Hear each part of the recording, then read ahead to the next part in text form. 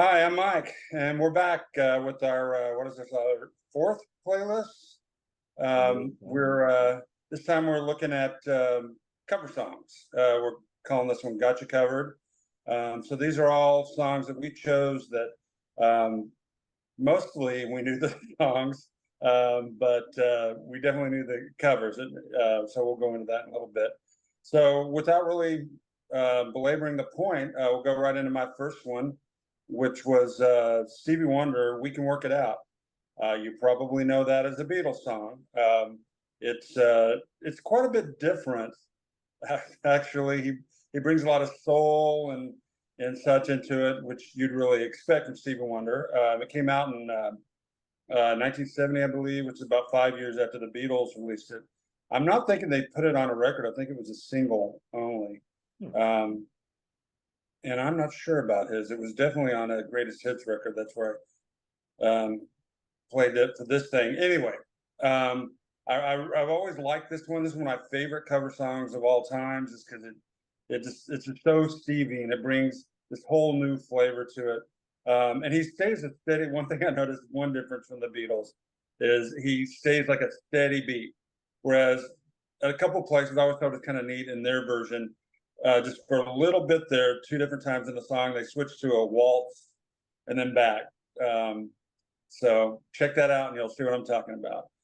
There's not much else to say. I love this song. So No, it's really a great song. I guess when you can bring Stevie Wonder and the Beatles together, I mean, it's hard to go wrong. And obviously, two of the greatest artists out there. And I also enjoyed this cover as well. I'd never heard it before, but it gives, like you said, Mike, it gives you that up tempo feel, that almost a different version. Like the Beatles one is almost kind of like a relationship type of thing, where okay, we can work it out, but with this funky version, it's more of a like we can all work together. We can work it out. Stevie Wonder as a whole, to get a little more deep, I suppose, is we can work it out, as, talking about, civil rights and that kind of issue. So I enjoyed it a lot, and I love the sound of it. Love the funk.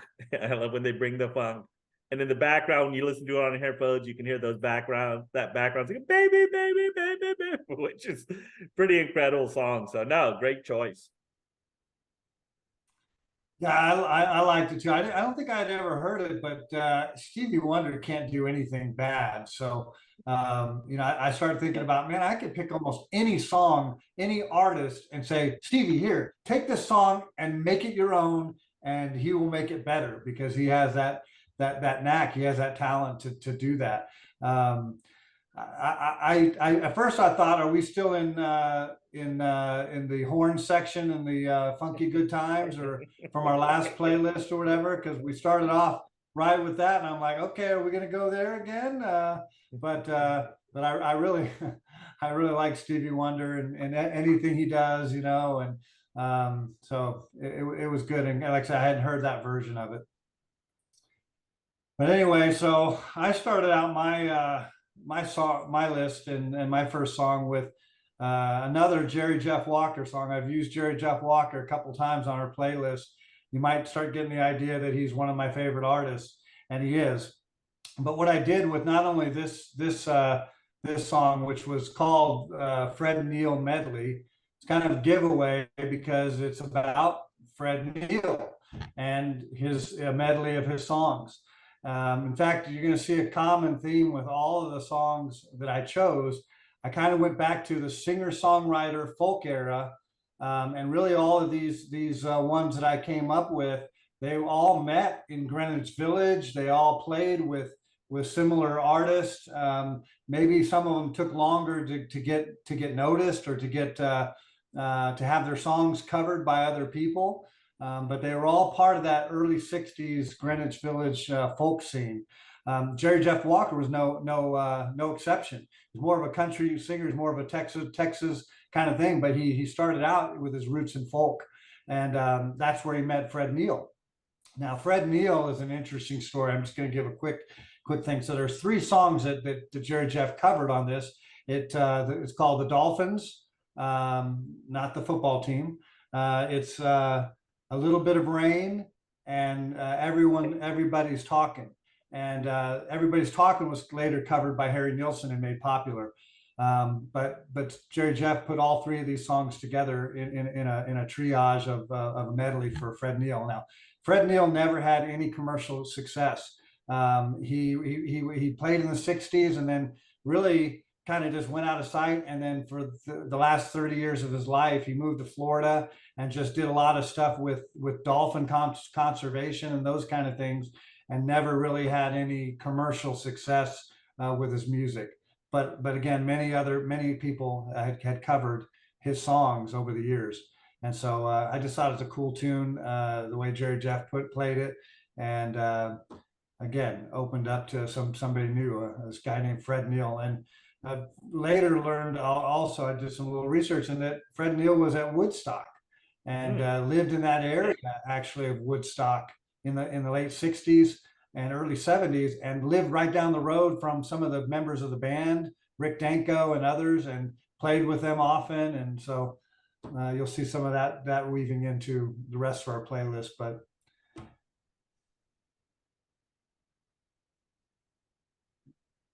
Mike? Actually, you're next. No, because I have the next song. Mike, Mike, I love Mike. Mike always. It wouldn't be our normal thing if Mike didn't miss his cue. All right, seriously, I'm going to edit all this out. So let's pause a second. I've done enough of that. Okay. All right. So Fred Neil, yeah, I'm not familiar with his music in general, except for that one song, Everybody's Talking, which I've known a long time. I'm a big Nilsson fan, and with Midnight Cowboy, that was in that movie. Yeah, I love it, and I do love Jerry Jeff Walker, and that he picked this up and did this little thing was really awesome. We need more Nilsson on here too. I think we need to start looking into that. Anyway, thanks. No, I enjoyed the song as well. Dave, you're making us all become Jerry Jeff Walker fans. The way he sings, the way he brings, this music and this whole medley. You can see that it influenced a lot of other songwriters, because there's parts of these lyrics that are in other songs, and you can hear that. And I think that, obviously he had a big influence. And Fred Neil probably isn't on anybody's radar really, except true music elitist or people who knew him back then. So it's good that Jerry Jeff Walker brings that to the forefront, and how good that music really is. And you wouldn't mind seeing a whole Fred Neil cover, album covered by other artists doing Fred Neil songs. I think that'd be pretty fascinating. So yeah, I enjoyed it a lot. And like I said, I'm fast becoming Jerry Jeff Walker fan, just the way he sings and stuff. So moving on, the one I picked was One. Everyone knows One, the U2 song. I'm sure everyone's heard that song. And I picked Warren Haynes to cover it. If you don't know who Warren Haynes is, which a lot of people, I think a lot of people do, because in the jam band scene, he's considered the hardest working guitarist. He was in Allman Brothers. He does solo acoustic things. He has his own band called Government Mule. He does a side project where he does Pink Floyd, Dark Side of the Mule, and he was with Phil Lesh and doing the other ones, or Phil and Friends. So he's always working. And he often does these acoustic solo shows, throughout his career. He'll just pick up and do some. And when I first heard this song when I went to go see when kind of the Grateful Dead, the great members of the Grateful Dead reunited in the other ones, and they put on a show. And he was playing on a side stage before the show, and you could hear the acoustic version. And I heard this, and I thought, oh my God, this is really a great song. And I'm not the biggest U2 fan. I hate to admit that. I obviously love what they do, and of course, this song is great. And what I didn't know about this song, just to throw it out there, is I always equated this song as a breakup song, as ones where you break up. Well, it turns out it kind of is in the sense that this was written during the AIDS epidemic, and it was written about a father and a son, and the father couldn't come to grips with his son. You know, they clashed over it because of their beliefs and stuff like that. And it's funny because at one point, I guess someone asked Bono, you know, hey, a lot of people play this at weddings and stuff, and he's like, no, that's not what this song is about. But you know, but I find it really fascinating that this is one of the songs. And I think Warren Haynes just brings his own unique style to it. And I love his interpretation of the song.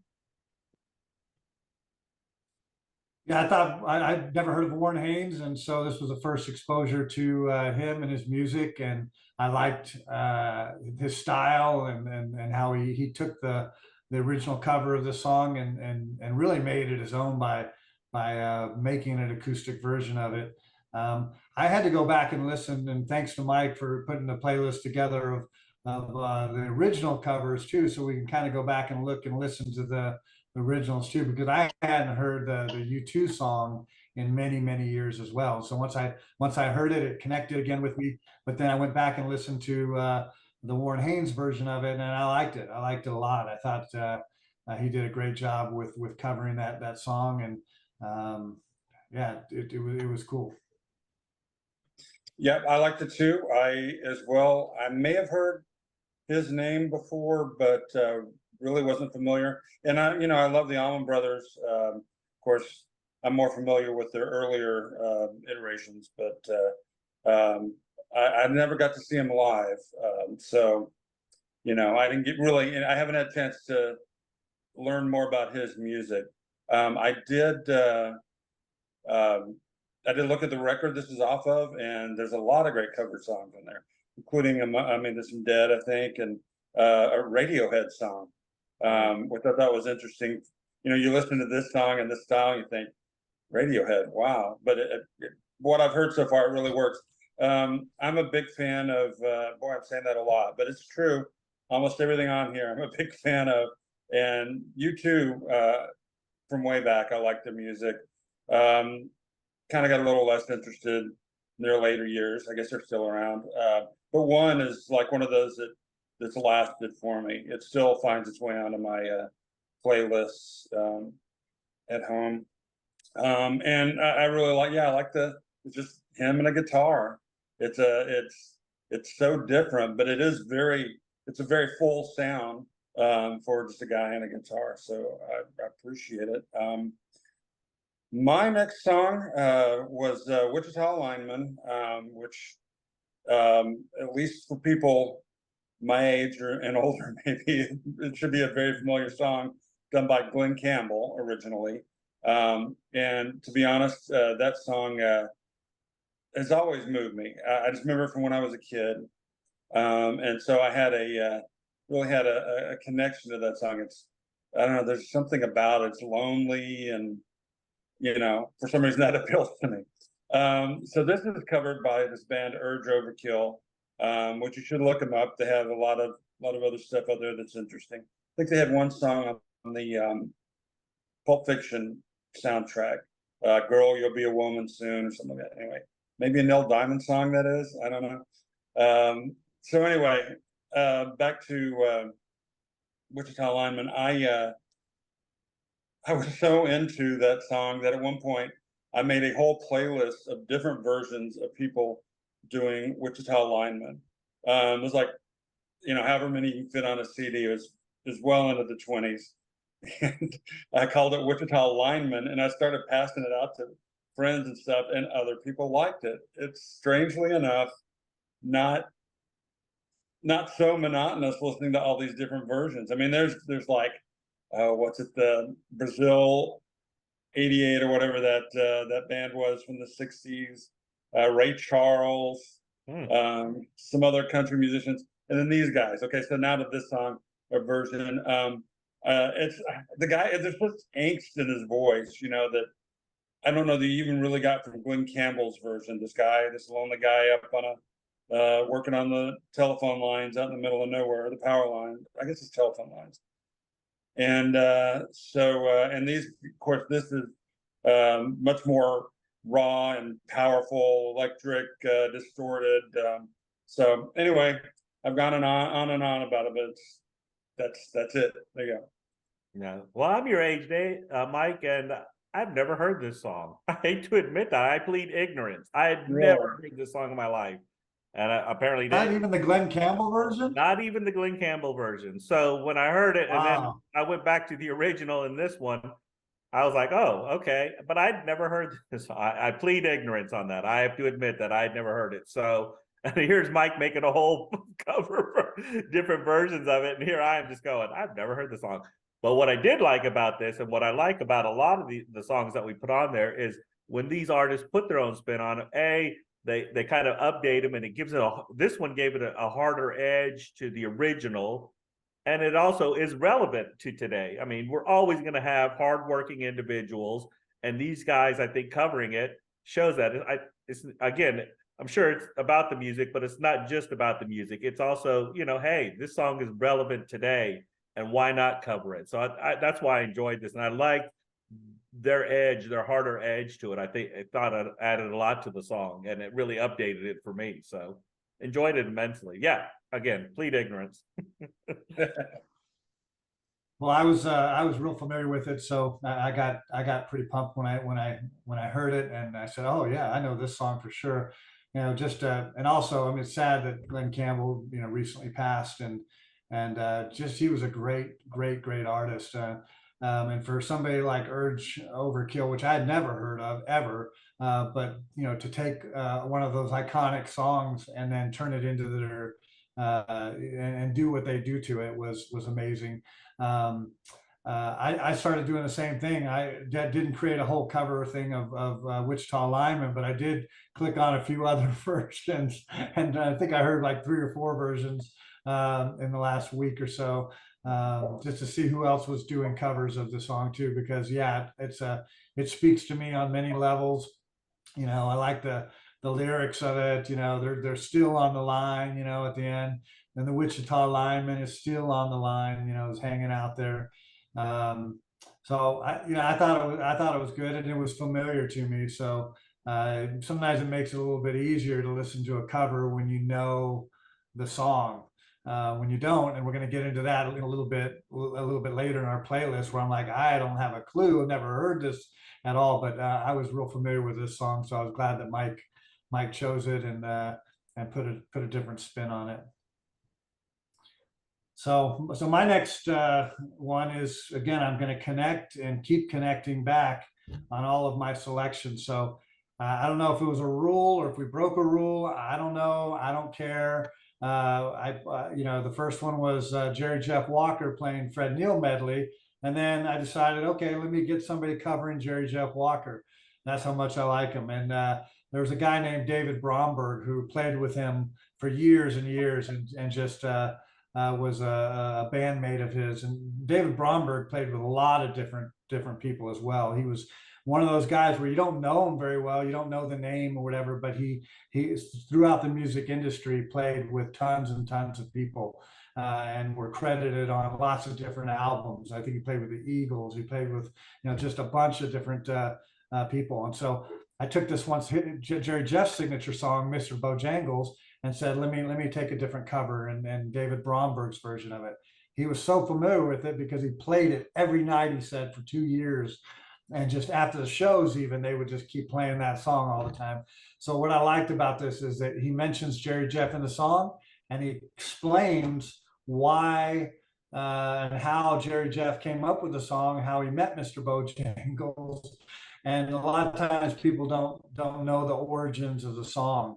And so I think that is just a beautiful thing that David Bromberg did, to be able to preserve not only the legacy of Jerry Jeff Walker in this song, but the memory of Mr. Bojangles and how it came to bat.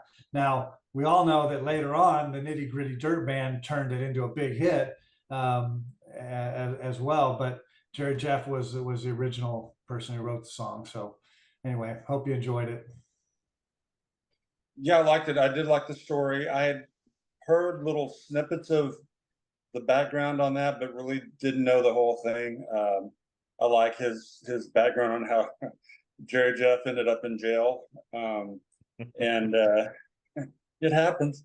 But yeah, it's a great song. The story makes it even better. It is a very sad song, and I remember when here we go back when I was a kid, I wasn't as fond of the Nitty Gritty Dirt Band one just for some reason, but this is a different character, and I'm older now, and I appreciate things more. So this is very good. I appreciate it. Now, I have to admit that today, while I was playing golf, this song just kept ringing in my head. I just kept singing it for some whatever reason, because I think I heard it today while I was playing. So as I'm stepping up to the tee, singing Mr. Bojangles for some reason. And I think, Dave, you had played this song for me before at some point. I'm pretty sure it's on one of our old tapes somewhere. And of course, it's a fantastic version of the song. It really adds a lot of context to the song, and it gives you a great feel of Mr. Bojangles, of like, man, you listen to the original one, you're like, okay, this is a guy, but he really gives you a lot of context of how this guy was really down and out, and of course how he weaves that the story, and it goes right back into the song. It's just a fantastic version. I wondered how many times he had done that song and that same story throughout his concerts, because it just flowed so evenly.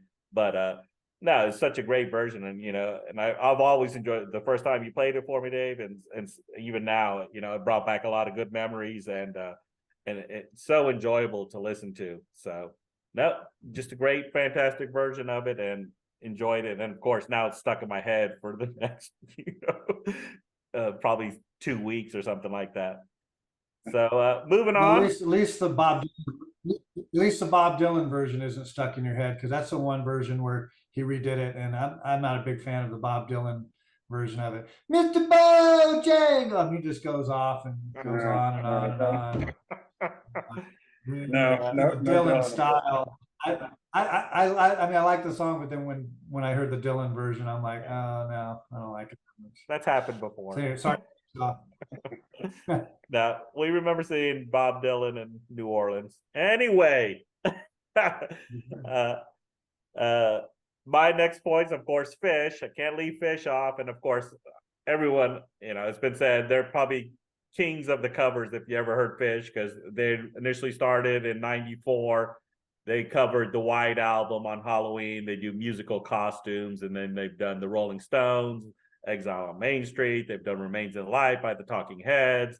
They've done David Bowie's, Ziggy Stardust. So not every Halloween, but most Halloweens, they've done a musical costume, or they've actually done a musical costume themselves. But nevertheless, and they do tons of covers. So it was hard to pick just one cover, and one cover that didn't last 10 minutes. So I picked Cities by the Talking Heads. Obviously, we all love the Talking Heads, and I love this song. And they still play this song to date. Oh, and before I stop, I have to say apologies to Dave for messing up last week and saying that song came out in 1980. It did come out in 1988. So my apologies, Dave, for falsely fact-checking you. Fake news. So, but this song is really great. They still play it in concert. It's still a crowd pleaser. They play, obviously, Cross-Eyed and Painless, and this Talking Heads throughout their things. They still play several covers, but not as many as they used to. But I thought this was a great version of it. It's funky like the Talking Heads version. So, I hope you all enjoyed this version of it. Well, if I'm gonna Jerry Jeff Walker do you guys to death, then you guys are gonna Fish, Talking Heads, and David Byrne me to death. It looks like so. With all, but I do like to. I wasn't into a lot of the Talking Head stuff. I listened to some of it, but I listened to both versions of this, and I thought they did a great job of covering it. You're right. They probably are good at doing that, but I think they stayed fairly true to the song. And the original as well. It's just the tempo was a little different on it, but I like how the vocals and stuff followed the same kind of pattern, and so I liked it. I liked it a lot. Yeah, me too. To me, my limited knowledge of Fish, they definitely put their stamp on it. I mean, when I heard that, I'm like, that sounds like Fish stuff that I've heard before. Which I'm not saying is a bad thing. I'm still learning about them. They're good. Everything I've heard. Yeah, they definitely slow it down compared to the Talking Heads version, which honestly I'm not as familiar with. I think it's one of those one of their earlier records, kind of flyover country for me. There's other songs that I've listened to more. It doesn't mean that I That don't like song, it. that song did actually come out in 1980. Thanks, Dave. Yeah. All right. There you go. And you know, their stuff, the Talking Heads version has more of that quirky kind of, I don't know, nerdy is the right word, sound to it. But that definitely, you know, kind of that Talking Heads thing, especially their early 1980s and before stuff. So yeah, I appreciate it and thank you. My next one may have been a surprise to, may have been a new song to my other two friends here. This is Everybody's Got to Learn Sometime by performed here by Beck, and it was originally performed by a band called the Corgis, and I don't know that I've heard the original version the whole way through. It was not a song I was familiar with until I saw the movie The Eternal Sunshine of the Spotless Mind, and it kind of comes up again and again to that movie. I saw that movie. We're actually staying in a hotel, in the Arlington Hotel, Rachel and I, in Hot Springs, and we watched this movie. And for some reason, that movie was so gut wrenching to me. It just really, it's like, I don't know. It was, and that, so it really moved me. And then the song was in there, and so I looked it up later. And you know, the soundtrack album, it's kind of, I don't know, it's not all for me. There is a Mr. Blue Sky by ELO on there, but this song, just something about it I love. I know it's slow. This is the second slower Beck song I put on, but it does it for me. And I'm hoping that at least I exposed you guys to it. So. No, it's a great song, and Beck, obviously I've seen Beck, but you are exposing me to a lot more different Beck, you know, a lot of other songs that he's put out, and this is again, and like I've said before, Beck isn't afraid to take on different genres in music, and I thought he definitely nailed this version of it. You know, I listened to that Corgis version, I thought, oh yeah, this, and what I really like about is the lyrics. I mean, the lyrics are, and what Beck does with them is a more haunting approach to the, you know, to this song, and it really grabs you, and it's a life lesson. You know, everybody's got to learn, and we all some point in our life has learned something. Like, oh, that's right. You know, as you grow older, someone has told you something, and of course, when you're young, you don't listen to anybody, but then you realize, oh yeah, I just learned something, and this song kind of brings that in, and with the haunting type of being, like everybody's got, oh, that's right, I just learned this lesson that I've been told about, and you know, kind of ignored, but I shouldn't have. But yeah, it comes to, you know, and then this song really brings it out, and that's one of the reasons I really like this song. You know, it does slow it down when I'm walking. It's always funny because when I'm walking, sometimes I hear these songs and I pass my fellow early morning walkers. You're hearing these haunting lyrics, and you're just looking at these people, you're hearing about these, you know, everybody, you're just thinking, oh my goodness, if only they knew what I was listening to. So no, great choice, Mike. Well, I'm learning something. I'm learning that I missed out on a lot of Beck. So I appreciate you putting that on. And then Jose, I think you're inspiring me. I think I need to start walking and listening to my playlist as well. That'll help keep me in shape a little bit more. But yeah, I'm not familiar with the Corgis or anything like it. But I thought Beck did a great job with this cover, and enjoyed the song. It was way cool. Got a neat, slow, cool vibe to it, and yeah, I just enjoyed it all the way around. So my next selection, again, I'm doing the same thing, going back to the Greenwich Village scene and the folk roots and everything. So my next one was Steve Goodman, a song called "The Dutchman," which was by an artist named Michael Smith. And he's not real well known other than through the folk circles. You say Michael Smith and they all know who that is. In fact, Jerry Jeff had covered this song, The Dutchman, as well, which I like Jerry Jeff's version better than any other version. We'll have to save that for another time, but the Steve Goodman one is more upbeat and more up tempo. And the cool thing about this, and it's a singer-songwriter kind of thing with Steve Goodman is, and this song is that it tells a story. He wanted to, Michael Smith wanted to write a story, write a song about love, and so he had his sister who had met a Dutchman, a person from Holland, and so he started to write this song, and he wanted to write it about young love. Well, it didn't turn out that way. It turned out to be a story of old love, of long love, of somebody who's dealing with dementia and Alzheimer's, and even way before a lot of the things have come out and with these horrible diseases. Like movies like The Notebook and other things like that have come out much later than that. But back then, when he first wrote the song, people weren't talking about that. So the fact that they had this bond and this love, even though the Dutchman was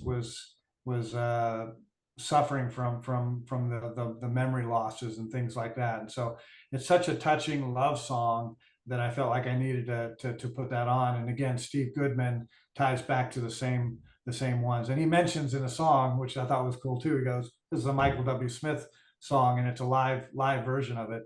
Now, on the other side, Steve Goodman, just to set the context, didn't get a lot of notoriety and fame and commercial success until after he passed away. But no, Steve Goodman, check out more of his stuff. He's pretty amazing. Well, I definitely liked it too. I can't say there was anything on this list I disliked.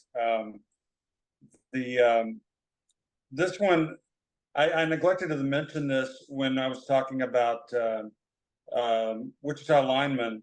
That's one that was written by, I don't know if he was in the same circle, but he was Jimmy Webb. He definitely needs to be given his propers because he wrote so many great songs. And he actually has gone out and performed them. He's getting pretty old now. But this reminded me of him to a great extent. And this song, it's so sweet and sad at the same time, because of the situation with this old couple. And, if I heard it right, I guess the wife is, she's just trying to support him, and she remembers the good times that he can't remember anymore. So not a lot more I can say about it. It's a very sweet song. Yeah, appreciate it. Yeah, this is a really fun song. Always leave it to Dave to bring singer-songwriters and the stories and the good stories. And right from the get-go, the opening lyric, and of course I'm paraphrasing, I can't remember something out. This is a man who wouldn't put his thumb in his dream, to stop his dreams or something. Just a great little lyric there. And like you said, him talking about Margaret always reminds me of the good times, and I think in some sense, we all have that. We all want to have someone who's there, will be there for us in later life to remind us of the good times and remind us of how life really was and how great it really was. And at some point, I'm sure we'll all find ourselves in that situation, and we hope we have a significant other or someone who will do that for us. So that really kind of hits home, a lot. And it's another great song. And of course, one of those songs when you're listening, walking and listening, you're just like, oh my goodness. So those two songs I think those two songs, the one by Beck, and then Everybody's Got to Learn, and this one really went kind of hand in hand, I thought. So always fun. So of course, then what do? I just mix it up completely and throw Rage Against the Machine on there, which of course most people know Rage Against the Machine. They're pretty politically activist, but they did I think it was in 2001. Here I got 2001. They did an album called Renegades, coincidentally enough, and it was a whole album of cover songs. People they did cover songs from Devo, Bruce Springsteen. They did, Tom Jones, the Stooges, Rolling Stones, and Bob Dylan. So I picked the Renegades of Funk, which is a you know, Africa Bambaataa, they were the kind of the at the forefront of rap, and you can hear through the lyrics of this song how they're trying to break through. You can tell it's not really polished hip hop, it's not really polished rap, it's more electronic dance with hip hop, trying to merge those two together. And this is kind of one of the birth of it. Then, of course, Rage just took it to a whole nother level with their harder edge, obviously, and that's again with that Urge Overkill. You know how they put such a strong, harder edge to it, and then made it their own. And you know, obviously, you hear a lot of mentions of true renegades, so to speak, who had to be renegades, Malcolm X, Martin Luther King, all those kind of things. And this song was always such a upbeat song for me, and such a great song that I had never heard before prior to them making it. And again, thanks, Mike, for I hadn't really heard the original as much. I'd always heard this version, but when you hear the other version, you're like, oh man, that is really good as well. So no, that's one of the reasons I put on it, not just to, you know, up tempo everything, but because I think it's just a fascinating, and I love Rage Against the Machine. So I have to admit, I wasn't familiar with either one. I heard of Rage of the Machine, Against the Machine, but not really listened to much of their music. So for me, this was listen to both versions of it and kind of compare and contrast it. But you're right. I like when a band takes something and puts that hard edge to it. You know, that's I kind of like how they do that. So that was neat. Again, sometimes this type of music isn't necessarily in my wheelhouse, but I need to open myself up to a little bit more, expose myself to a little bit more different types of music. So that's why we're doing what we're doing. And so I appreciate the fact that you dropped a bomb right after a slow song and then put something upbeat and fast on, and it gets your blood pumping for sure. Yeah, I have to say, I like all these songs, as I've said at least once before.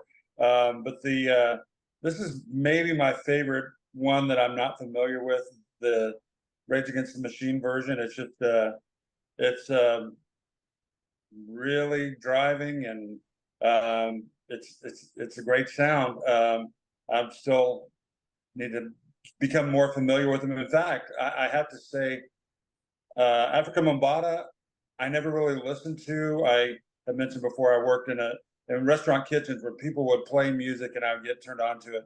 And this is one of the bands that people played a lot, but I think I maybe tuned it out. I mean, this is Africa Bambaataa. Nothing against the music, it's just whatever. And Rage Against the Machine, I probably read more news headlines and such about them than I actually heard their music. And so this is a great introduction to it, and I appreciate it, and I will check some more of their stuff out. I'm still a little leery, but whatever. It's new. I mean, I'm not very familiar with them. yeah, they did a lot of other songs that probably weren't fan friendly that I weren't allowed to put on. But even their other albums, they're really politically driven and they're really controversial at times. And so, but I'm sure I'll be playing them a lot more. Trust me. So yeah, where Jose went from kind of the mellow stuff and the sad stories and the whatever stories, drove it, turned it up. I turned it to 11 with my choice. And it's funny enough, it's Soul Kitchen, and it's by the LA band X. The LA, I guess you could call them punk, but they also did at least one record that's a whole different direction, kind of country folk. I don't know what you call it. But X is well, hang on. Soul Kitchen is not a driving song. It's a Doors song.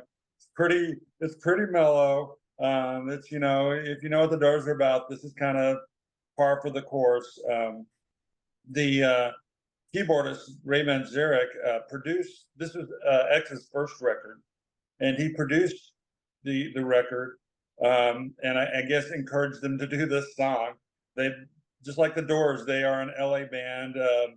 They have a live album at the Whiskey A Go Go, and Ray Manzarek played on a number of songs on this record too. Not on this one, but anyway. So I know this one's if you're a diehard Doors fan, this is a bit of a shock. But I love these guys. I saw them. I've only seen them one time. I took my daughter to see the band Squeeze at the Paramount Theater in downtown Austin, and these guys opened up for him. And she told me after, I totally get it. It's like I wasn't really sure what to make of them. And it's not that she doesn't listen to this kind of stuff. It was just like they were a little bit rockabilly, they were a little bit punk, what have you. But I love this band, and I'm still kind of exploring this stuff even now.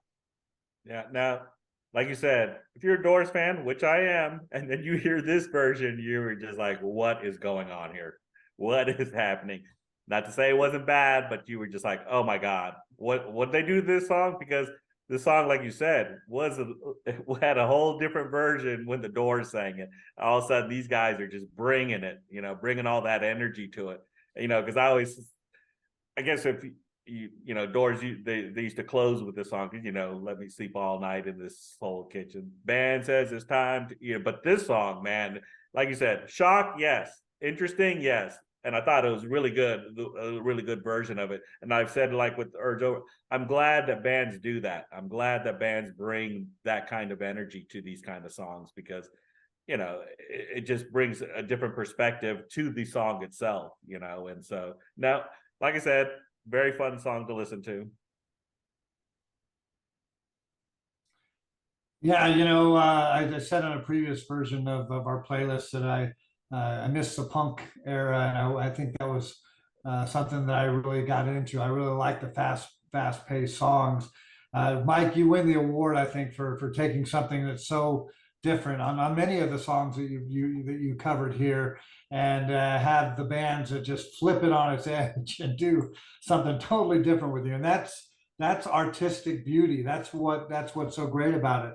I have to give a little bit of credit, a little shout out to Jose too, because you mentioned some of the bands and some of the influences I had on you, but the Doors were one of the ones where I didn't listen to a whole lot of that, and you turned me on to more of that sound with the Doors, and so it took me a while to become a Jim Morrison fan, but I went back and listened to the original on this one too, which I guarantee I haven't heard in 30 years or something, and I said, oh yeah, that's the Doors. That's Ray Manzarek on the keyboard, and then I listened to the Soul Kitchen, and I mean the X version of this Soul Kitchen, and I'm like, wow, they just flipped it on its end, and but I can appreciate that. So thanks, Mike. That was a good choice. My next one was by a guy named David Allan Coe. You Never Even Call Me by My Name, which was, I'm carrying the same theme again, which was written by Steve Goodman and a guy named John Prine, who worked a lot at the same time. And so this was in the early 70s, and David Allan Coe came across this song and said, hey, I think I'll record this, and asked if he could record it, and did so. And again, what I like about it is in the song, he mentions who wrote the song, who originally wrote it. And he said, my good buddy Steve Goodman wrote this song. And, he said it was a perfect country Western song, but, it didn't have anything about mama and trains and getting drunk and all that. So I told him it's not really the perfect country Western song. Well, then Steve Goodman, in his great humor, says, well, I got to write another verse to the song then. And does, and sends it back to David Allan Coe, and he records it and puts that signature stamp on it with that last verse. I think I was going to write it down, and I forgot to write it down, but I think it was something like, I was drunk the day my mama got out of prison. I drove my truck in the rain, and then, but before I could pick her up, she got hit by the damned old train, So I thought that was clever. I like the song, and just thought I would share it with you all. Yeah, I liked it too. Honestly, I found it really funny, and not just that last verse. It's I'm sure the person, if that was an actual person, they're going through some hard times, what he's describing in the song. But it was kind of a crack up to me. What was it? Oh, okay. So let me just say one thing real quick that'll reveal way much more than I want about myself. So I used to go to dance club centuries ago. I would never go, not in this millennium, maybe even the last decade of the last millennium. But there was this one place I'd go, and I knew this song because they always, into the night, when, they say, you can't stay here, you got to go, you can't stay here, or whatever. And that was, they would end with that song every single night. And it was not a country place. But it's like, as soon as I didn't recognize the name, but when I heard it, I'm like, I know this song. So yeah, maybe TMI, but there you go. Yeah, this song, Dave is the country guy, I suppose, and Dave kind of knows that I'm not partial to country music, and this is a country and western song, but that doesn't mean that I didn't enjoy it, and he'll drag me in there kicking and screaming. So, and of course, I definitely enjoyed the song, and David Allan Coe, and that kind of, I've heard of him before. Obviously, he's part of the John Prine and all those guys who kind of made it, who've kind of made their Todd Snyder, if you know who he is as well, but. These guys are always bringing John Hartford, I guess, way earlier. If you've ever heard of John Hartford, I'm sure you have. So, but no, this song is really good. And like Mike said, and Dave said, clever lyrics. And of course, clever add on at the end. That's something you just don't expect from something and makes you laugh because, of course, there's always that joke of this saying, a country song, if it doesn't have, a pickup truck and someone drinking beer and someone lost their woman or whatever. Country songs that we like to stereotype and stuff like that. And of course and even nowadays, that's not even the stereotype of country and western songs. I think we're all learning that one way or another. So no, that's why I kind of enjoyed it, and I thought it was a great song and great lyrics. And Dave, you'll get me there yet into that country, and we'll see the next playlist how this works out. So my next choice was When I Paint My Masterpiece, done by the Grateful Dead, a cover of, well, you can say a cover by two people, actually, if you really want to. The band kind of put it out there. It was on their album, Cahoots, and then it was on Bob Dylan, who did write it, and it was on his Greatest Hits, Volume 2, which I think, Dave, that we picked up once in one of our many excursions to Apple Records, and it just happened to be that box we bought. I think that's the first time I heard this song, but kind of put it away. But then when, of course, I got interested in the Grateful Dead and started listening to them, and the Dead started playing with it in '87, and when they kind of collaborated with Dylan, and they went on tour in '86. The one year Dylan and the Dead made a big concert tour, and the Dead started playing the song. They actually do several Grateful Dead songs. And coincidentally enough, for some reason, Bob Dylan is doing covers of the Grateful Dead now. He did Truckin' just recently, and he's done some other songs as well. So. But that's why I chose the song. I've always loved this song. I love the lyrics of this song. It tells a story. It doesn't really tell a story, but it's Bob Dylan-esque. Obviously, we know what that means. And so I thought, and I always loved the Grateful Dead version of it. When you see Dead concerts, their first set, they usually have what we call the Bobby songs, and it was usually in El Paso or Big River. But When I Paint My Masterpiece, you're like, oh yeah, this is why. Because Bob Weir used to love to do covers, as well as Jerry, of Bob Dylan songs, and I thought, man, they really do a great job of covering this song. No, I liked it, and as you turned me on to the Grateful Dead, and that was another one of those exposed me to the Dead. I never fully became maybe a Deadhead per se, but I always liked their music, and this is no exception. It's one of my favorite songs that they've done over the years as well. Probably because it has that roots a little bit in the Dylan, and then I think the band covered it as well. And so no, I've always liked this song. You turned me on to it years ago. It's probably on one of our tapes that we made as well. And I remember from back in the day. And so when I heard it again, it brought back a lot of memories, really. To that time, and remembering, oh yeah, Jose really likes the Grateful Dead, and he's going to put a song on by them, and so I appreciated it and really liked it. Yeah, I have to second the comment you made about it being on an earlier tape. I'm pretty sure I've heard that. I heard that too. I may or may not have been involved with that tape. I I think it was probably the band version, which is the first. I may be wrong, but it was the first version I knew. And I'm very familiar with the song. I've heard it for years. I later heard the Dylan song after I knew the band version. And these guys, the Grateful Dead, do a great job. I only got to see them once, the Dead, that is. Never got to see the band. And they played. I see, it's probably about '88, I think, maybe '87. They played a Dylan song. I love their covers. You mentioned El Paso. I love their version of that. And they didn't play this one last time. They played Stuck Inside of Mobile with the Memphis Blues again. And they were a blast. It was kind of at the waning little bit for Jerry there, but they were still doing it. And I mean, oh, he had a few. Okay, but anyway, I'll let that go. But yeah, it was. I like it. I like the version a lot. There's not really else I can add about that.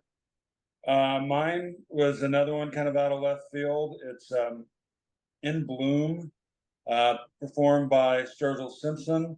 Some of you who are familiar with Nirvana may know that they did that song, and a completely different animal. I am realizing that I really went for extremes in variation between the original album and the cover, and I have no problem with that. But yeah, this one, it is. You hear it and you're like, okay, this is kind of this mellow kind of country thing going, and then you hear the chorus. If you didn't pick up on it earlier, it's like, oh wait, I know this song. What is this? I happened to know it before I heard it the first time. Know what the song was, obviously, but I don't know anything else about Sturgill Simpson. I've just heard the song, and it's on my playlist all the time, and I need to explore more of this stuff. But I think it's great. It's like a song I would never have thought could be done this way, and he does a very good job. It's like a whole different song. So yeah. Yeah. I've dipped into the Sturgill Simpson pool once or twice because he's part of he circles around the whole jam band scene, and he does festivals, and I have a really good friend, shout out Matt Stiles, who's like sees him all the time, and he's kind of turned me on to Sturgill Simpson. And he's kind of, I like to say this, he's kind of like what Dave has brought, the David Allan Coes. He's kind of this generation of those type of guys, who are the singer songwriters who bring this, this new flavor to music, and really spend hard on the lyrics. And as far as the song, like you said, we talk about X doing these songs and them, and Urge Overkill, but this is the complete reversal of that. This is, let's just bring it down a complete notch, and I enjoy it. It's like you said, if you didn't know, if you just heard the Nirvana and heard this, you probably wouldn't equate it initially of, wow, this is that Nirvana, because like when you hear the original Nirvana song, you're like, oh yeah, I know this song. But initially with this Sturgill Simpson song, I was like, is this, obviously we knew because you pointed out, but man, he definitely puts his own spin on it, and I enjoyed it a lot. I think this was one of my favorite tracks on the whole playlist. It was such a surprise, and I didn't know either artist. And I mean, I knew Nirvana, but I never really listened to.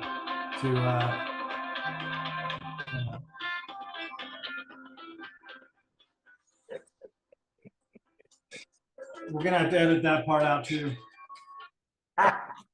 Someone's calling in. They like Sturgill Simpson.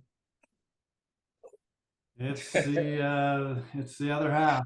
And we'll have to edit that part out. So, yeah, I didn't listen to a lot of Nirvana or anything like that, but I liked this version. I liked the song a lot. I liked how they went the other way and slowed it down, and I just thought it was a really, really cool song. I'm going to listen to it again and again and again. I would highly So recommend. that leads into, Oh, go ahead, Dave. I just say I highly recommend dipping No, what into were you that gonna say? The Simpsons. You'd enjoy them a lot. okay, will do. Um, so the last choice I made was kind of a safe choice, and maybe it didn't tie into all of the other singer, the things from the Greenwich Village scene or whatever. But actually, I did a little research and found out that David Crosby, before he got into the California scene and doing all that, actually had some roots in the folk area as well. So I went with Joni Mitchell's "For Free." And I did this because not only do I love the song, it's a great song, great original version of the song. And then Crosby redid it when we was with Crosby, Stills and Nash, and did it then, and I loved it then. But then he redid it again on his last album before he just recently passed away, and teamed up with Sarah Jarosz to add the harmony part to this, and she sang it throughout the whole song, and just love this version of the song. Better than the originals, really. This is one of my favorite new covers now that I listen to a lot. But it has that same storytelling vibe. Let's tell a story about we're just playing for free, and it's not about the commercial stuff. And sometimes we overlook these artists because they don't have commercial success. And this was a perfect songs that told the same types of story. That it's not always about the commercial success. It's about stopping and listening to the music. First thing I'll say is his voice. This was his last record, and I don't know how long he recorded this before he passed, but his voice was really strong. I mean, maybe her harmonies helped buoy his voice a little bit, but I was just after all he's been through and the hard living he's done, to be able to hang on to that voice was just great. The original Joni Mitchell off of one of my favorite of her records, I liked, and I don't know that I've ever heard Crosby, Stills, Nash and Young. I don't remember. Anyway, I haven't heard their version, and of course I'm especially biased because a few months ago I learned about Sarah Jarosz and all that, and she does a great job there too. She never takes the lead in the song; she just accompanies him, which is really awesome. So yeah, good song. A great David Crosby, still bringing it, still has his voice there, and just a fantastic song. And I like how it's kind of self-effacing, how these guys tell themselves, well, Joni Mitchell obviously wrote it, but it equates to all rock stars, how they are in the limousine, how they, go for the curtain calls, what they live for, they get the money, but they also understand the struggles of all the guys on the street corners who are just doing it because they love the music. Because at some point, I'm sure all successful musicians do it for the music, and they understand that, but they also understand there's great music out there that you may never get to hear from somebody simply because, as they like to put it, I didn't see you on TV, which is a great lyric on that song. And so just found it such a great, fascinating song, and how we all tend to overlook certain things. We just pass it by simply because it's not popular culture, simply because it's not a new thing, and how we tend to overlook stuff like that. And so that's what that brought to me. I was like, oh wow, even them, as successful as they are, realize, I could be that person. I could be that street corner person. No one could ever have discovered me and understood where I came from. But I do it because I love to do it. And even they still love to do it. But of course, they get paid, as they say, a fortune to do it. So no, such a great way, such a great song. I enjoyed it, Dave. I love me some David Crosby, Crosby, Nash. We had so many of those songs, and just a fantastic song. Like I said, I think it was it is my favorite on this playlist. I love when it comes up when I'm walking. I just think, man, this is such a great song. So, and then I kind of wrap things up with, here's our favorite guy, David Byrne, who I think has made every list that we've done, and he's doing one of my favorite artists, Peter Gabriel. I don't remember, which of course and this song came off a compilation album of people doing Peter Gabriel songs after he did a compilation album of cover songs, which was called Scratch My Back, and then this is I'll Scratch Yours, which has songs like Lou Reed doing Salisbury Hill, which I don't highly recommend. I don't know why. I listened to it, I was like, oh my God, what did he do to this song? But anyway, not the case with not the case with David Byrne with I don't remember. I mean, I think David Byrne nails it, and I really love the version that he does. Not that it's any better or any worse than Peter Gabriel, but I thought in the same vein and what he brings to it, as far as it goes. And of course, little interesting tidbit, that song came out in 1980. So again, There you go. I can't apologize to Dave enough. So, and then this album, of course, came out in 2013. It was actually released in 2010, but I thought David Byrne nailed it. And I just hope, that I think that it was a good interpretation of Peter Gabriel's song. Yeah, I like Peter Gabriel. I had never heard this version of it or anything, but I thought it was a good way to close the playlist. I liked the style of it. I liked the song. It was really good.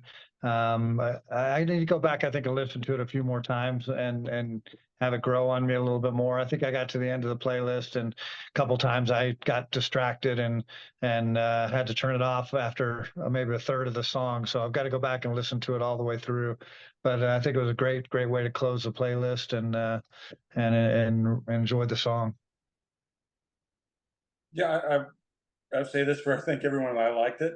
And both of these artists, Peter Gabriel and David Byrne, via the Talking Heads, I think I kind of got into them about the same time in my life.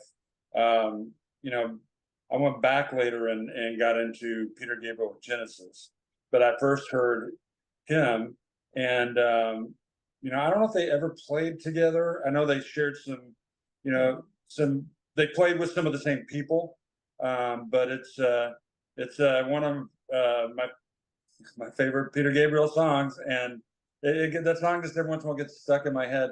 Right now I have both versions kind of floating around in there, so it gets a little crowded at times. And I'm looking forward to it in about a month and a half. Peter Gabriel's playing here in Austin. Jose's going as well.